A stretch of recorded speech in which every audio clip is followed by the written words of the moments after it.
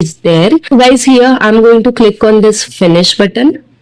So guys, you can see here it's showing me Tomcat server at localhost. Previously it was showing no server and it's showing me stop. So I need to start the server. So for starting, you can click on this play button or you can right click and select option start server. So guys, it is showing error because here in Tomcat admin port there is hyphen available. So just double click, you will get this page and change the port.